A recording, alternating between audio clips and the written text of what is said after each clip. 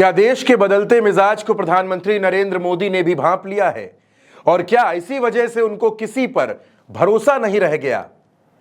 और बात जब उत्तर प्रदेश की हो, बात जब वाराणसी की हो, तब तो मोदी को सिर्फ एक शख्स पर भरोसा है। लेकिन किस पर? क्या सोच रहे हैं आप? योगी आदित्यनाथ पर? नहीं, बिल्कुल नहीं। मोदी को सिर्फ अपने खासम खास अमित शाह पर यकीन है। इसलिए मोदी ने एक बार फिर अमित शाह को वाराणसी भेजा है। और किस लिए भेजा है? यह तय करने के लिए भेजा है कि वाराणसी में नरेंद्र मोदी नामांकन कब करेंगे, रोड शो का रूट क्या होगा, और तो और मोदी के नामांकन के 5 प्रस्तावक कौन होंगे, यह भी अमित शाह फाइनल करेंगे।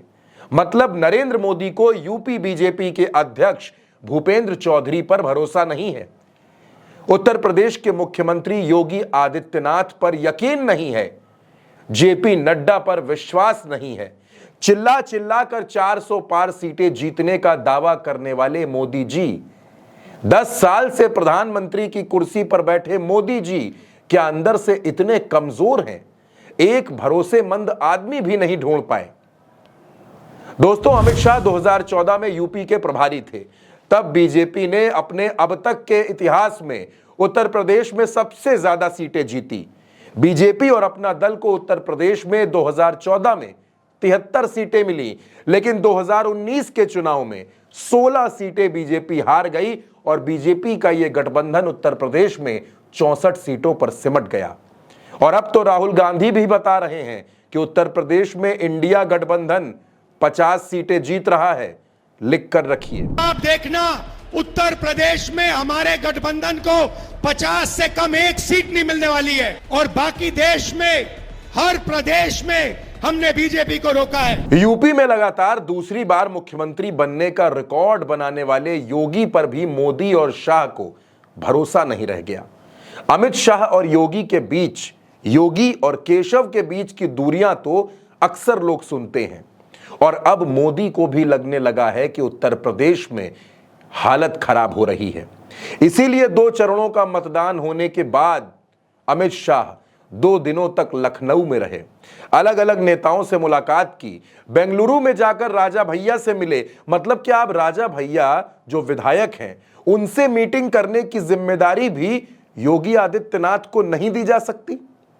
जो जिम्मा शाह ने संभाला, और शाह ने क्या संभाला, जौनपुर में क्या होगा वो अमित शाह तय करेंगे, क्या प्लान होगा अमित शाह बताएंगे। उसमें भी योगी को जगह नहीं मिली, और अब वाराणसी में पूरी कमान अमित शाह ने संभाली है। उधर एक सांसद है ब्रजभूषण सिंह, इनका टिकट कट गया है, बेटे को टिकट मिला है। कोर्ट ने इन पर आरोप भी तय कर दिए, लेकिन ये अभी तक बीजेपी में है, बीजेपी ने इनको निकाला नहीं है। ठाकुर नेता हैं, लेकिन ये योगी आदित्यनाथ को अपना नेता नहीं मानते, और एक बार नहीं कई बार कह चुके हैं। जितने बार सवाल पूछा जाता है, ये योगी को अपना नेता नहीं बताते, ये कहते हैं इनके नेता मोदी हैं। और योगी का सवाल पूछो तो ये गोलमोल जवाब देते हैं, लेकिन ये नहीं कहते कि योगी उनके नेता हैं। योगी उत्तर प्रदेश में 7 साल से मुख्यमंत्री हैं, लेकिन ब्रजभूषण शरण सिंह उनको नेता ही नहीं मानते। क्या मैं रिटायर हो गया हूँ? अभी इतना फिट हूँ तो कुछ खेल नहीं करूंगा। आपका नेता कौन है? हमारे नेता मोदी जी है।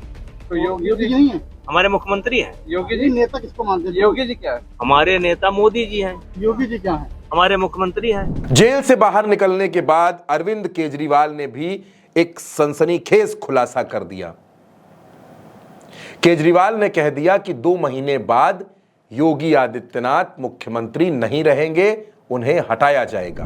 आडवाणी जी की राजनीति खत्म कर दी इन्होंने, मुरली मनोहर जोशी की राजनीति खत्म कर दी, सुमित्रा महाजन की, शिवराज सिंह चौहान जिसने मध्य प्रदेश का चुनाव जीत के दिया इन लोगों ने, शिवराज सिंह चौहान ने उसको मुख्यमंत्री नहीं बनाया, उसकी राजनीति खत्म कर दी। वसुंधरा राजे की राजनीति खत्म कर दी इन्होंने, खट्टर साहब की राजनीति खत्म कर दी, डॉक्टर रमन सिंह की राजनीति खत्म कर दी। अब अगला किसका नंबर है?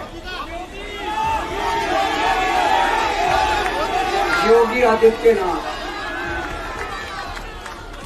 अगर ये चुनाव जीत गए, मेरे से लिखवा लो, 2 महीने के अंदर उत्तर प्रदेश का मुख्यमंत्री बदल देंगे।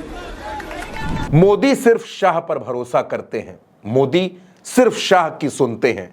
वाराणसी की सीट से मोदी चुनाव लड़ रहे हैं और वहां की कमान अमित शाह के पास है। यूपी की जिन सीटों पर बीजेपी के लिए मुश्किलें हैं, वहां भी जिम्मेदारी योगी के पास नहीं बल्कि शाह के पास है। चाहे वो सीट जौनपुर हो, कैसरगंज हो, अमेठी हो, रायबरेली हो या फिर लखीमपुर खीरी। कुछ वक्त पहले तक बीजेपी के लोगों ने ही एक नैरेटिव सेट करने की कोशिश की कि मोदी के बाद योगी, लेकिन अब ये वाली लाइन भी हर जगह से गायब है और अब केजरीवाल कह रहे हैं कि मोदी जी प्रधानमंत्री नहीं बनना चाहते। वो अपने लिए वोट ही नहीं मांग रहे, मोदी जी तो अमित शाह को प्रधानमंत्री बनाने के लिए वोट मांग रहे हैं। तो पहले अगले 2 महीने में योगी जी को निपटाएंगे ये, और उसके बाद मोदी जी के सबसे खास अमित शाह को ये प्रधानमंत्री बनाएंगे। 400 सीटें एनडीए को मिलेंगी, 370 सीटें बीजेपी को मिलेंगी, ये बातें मोदी जी ने खूब कही, लेकिन 3 चरण का चुनाव पूरा होने के बाद भाषणों से ये लाइन भी गायब है और भरोसा भी डगमगा रहा है। मोदी जी को नहीं लगता कि यूपी में कोई नेता ऐसा है जो उनको तीसरी बार प्रधानमंत्री बनवा देगा। इसलिए उन्होंने अमित शाह से कहा कि सारा काम छोड़ दीजिए और उत्तर प्रदेश संभालिए, यूपी से जिताइए, क्योंकि मोदी जी भी जानते हैं कि अगर यूपी हिल गया तो 400 छोड़ दीजिए, 250 सीटों के लिए भी लाले पड़ जाएंगे।